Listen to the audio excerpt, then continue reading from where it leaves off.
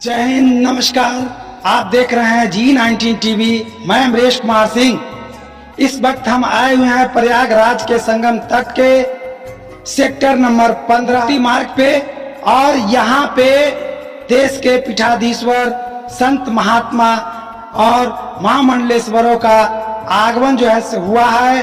और गोड्डा जिले से चल करके महर्षि श्रद्धानंद जी के नेतृत्व में सैकड़ों संत महंत का यहाँ पर सामूहिक सत्संग, प्रवचन और भंडारे का लगातार आयोजन किया जा रहा है।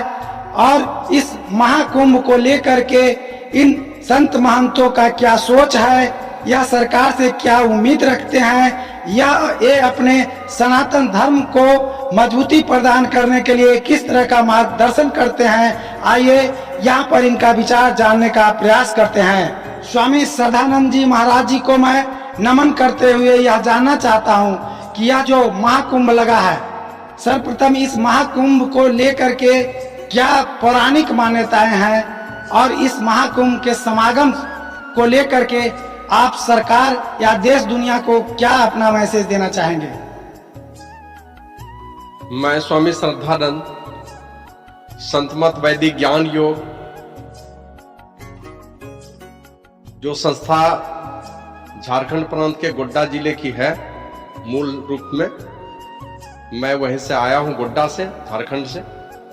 और इस माध्यम से मैं दुनिया के तमाम जो भी सनातन धर्मावलंबी हैं, सब लोगों को, उसके अलावे दूसरों को ये संदेश देना चाहूंगा, हमारा वैदिक सनातन धर्म सुरक्षित है तो हमारा राष्ट्र सुरक्षित है, हमारा राष्ट्र भारतवर्ष सुरक्षित है, सारी दुनिया सुरक्षित है।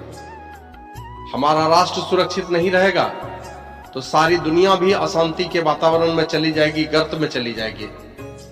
क्योंकि हमारी एक वैदिक सनातन संस्कृति ही है जो सर्वजन हिताय और सर्वजन सुखाय काम करती है।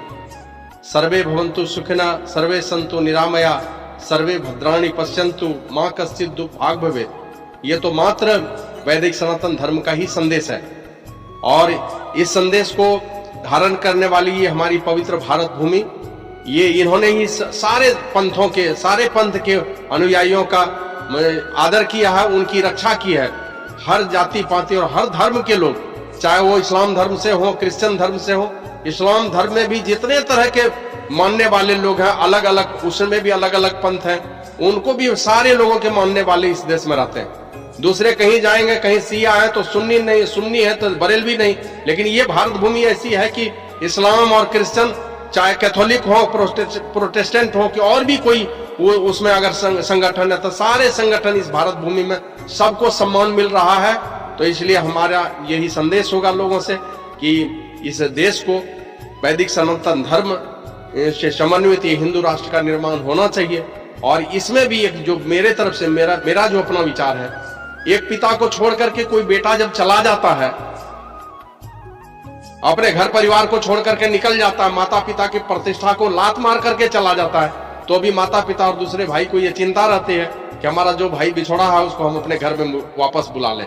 नहीं लौटेंगे तो देखा जाएगा, लेकिन प्रयास ये होना चाहिए कि जो घर छोड़े हैं हमारे भाई, जो डर से छोड़ करके गए हैं, जो ये लोभ से छोड़ करके गए, वो फिर से उसकी घर वापसी हो जाए और सारा संसार वैदिक सनातन धर्म को मानने लगे, तो ये और बेहतर होगा। लेकिन फिलहाल अगर नहीं भी मानते हैं तो हमारी भारत भूमि को हिंदू राष्ट्र बनना चाहिए, वैदिक सनातन धर्म को मानने वाले ये राष्ट्र निश्चित रूप से बनना चाहिए।